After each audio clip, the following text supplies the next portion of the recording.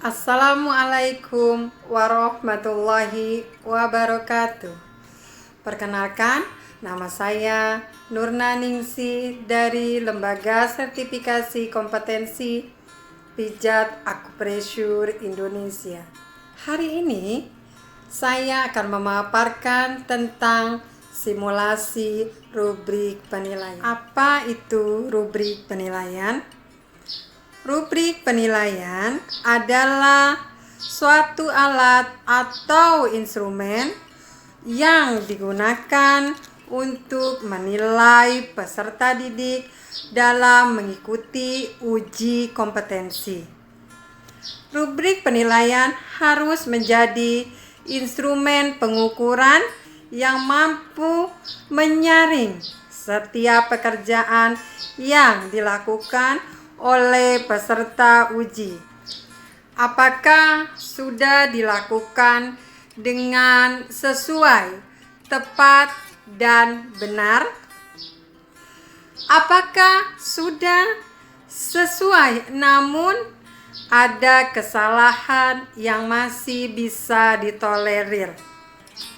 Apakah tidak sesuai, salah, tidak tepat, atau tidak benar? Rubrik penilaian mengukur aku bisa apa. Rubrik penilaian dengan kaidah TATO. Apa itu TATO? T terbuka, A adil, T terukur, dan O objektif. Apa yang dimaksud dengan terbuka?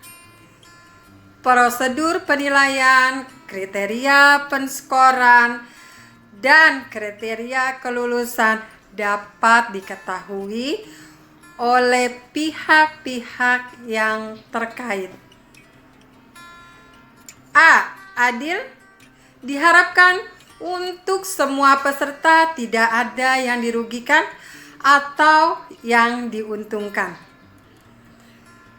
Terukur ialah penentuan skor sesuai aturan dan kriteria. T. Terukur. Penentuan skor sesuai aturan dan kriteria yang jelas. O. Objektif.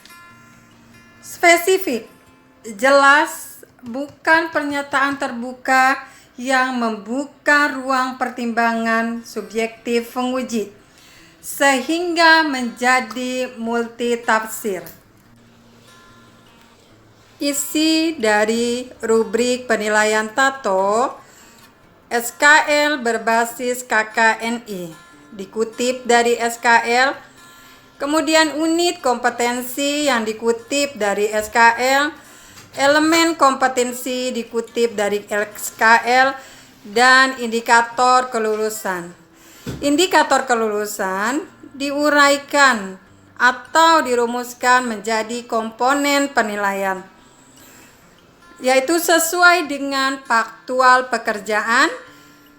Tentukan indikator kunci pendukung pengayaan menggunakan kaidah UKRK.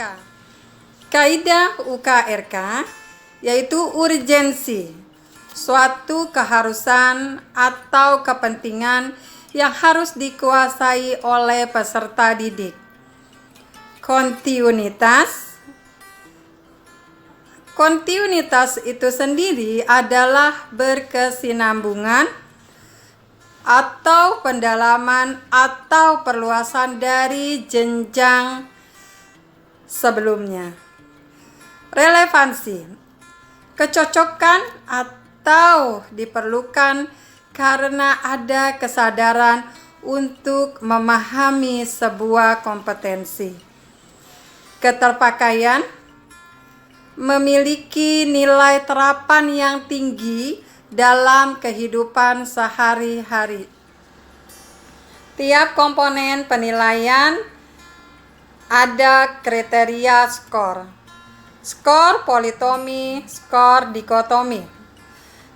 1. Skor mutlak mayor. 2, kosong. tidak boleh ada kesalahan dan urgensinya tinggi. 2. Skor mutlak minor 1-0, tidak boleh ada kesalahan dan urgensinya rendah. Kemudian ketiga, skor relatif 2-1-0, ada kesalahan yang diperbolehkan. 4. Skor opsional, ya atau tidak. Minimum sejumlah item terpenuhi. Berikut contoh rubrik penilaian. Standar kompetensi lulusan KKNI Akupresur Jenjang 2. Lembaga Sertifikasi Kompetensi Pijat Akupresur Indonesia. Rubrik penilaian SKL Pijat Akupresur Indonesia. Jenis ujian praktek. Unit kompetensi yang diujikan: 1. Pada UK1 mampu memberikan efek relaksasi pada tubuh dan wajah serta kebugaran pada klien yang sehat jasmani dan rohani melalui proses pemijatan dan kewirausahaan jasa pemijatan secara berkelanjutan. Pada rubrik penilaian Akupresur Jenjang 2 terdapat elemen kompetensi 1.1 kemampuan konfirmasi tindakan pemijatan kepada klien secara tidak langsung melalui alat komunikasi maupun secara langsung saat bertatap muka. Indikator kelulusan 1.1.1 ketepatan mengoperasikan telepon genggam sebagai alat komunikasi. Pada komponen penilaian terdapat 3 komponen penilaian, yaitu 1.1.1.1 telepon diangkat tidak lebih dari 3 kali dering. Pada kriteria skor ini menggunakan kriteria skor 210, yaitu skor relatif. Ada kesalahan yang diperbolehkan. Jadi apabila peserta uji mengangkat telepon tidak lebih dari 3 kali dering, maka peserta uji mendapatkan skor tertinggi, yaitu skor 2. Jika peserta uji mengangkat telepon lebih dari 3 kali dering, maka mendapatkan skor 1. Jika skor 0, ketika peserta uji tidak merespon adanya telepon. Pada komponen penilaian yang kedua, yaitu 1.1.1.2, salam dijawab dengan kata-kata yang baik. Salam, senyum, sapa sesuai dengan waktu itu. Kriteria skor yang digunakan yaitu skor 2-0, yaitu skor mutlak mayor. Tidak boleh ada kesalahan dan urgensinya tinggi. Peserta uji akan mendapatkan skor 2 apabila menjawab salam dengan kata yang baik. Salam, senyum, sapa disesuaikan dengan waktu saat itu. Kemudian skor 0, menjawab salam dengan kata-kata tidak baik. Ini bobotnya 1. Komponen penilaian 1.1.1.3, perkenalan diri dan bantuan jasa akupresur ditawarkan kepada klien. Kriteria skor yang digunakan pada komponen penilaian ini adalah skor 2-0, skor mutlak mayor. Tidak boleh ada kesalahan dan urgensinya tinggi. Apabila peserta uji memperkenalkan diri sebagai akupresuris dan pelayanan jasa akupresur kepada klien, itu mendapatkan skor 2, skor tertinggi.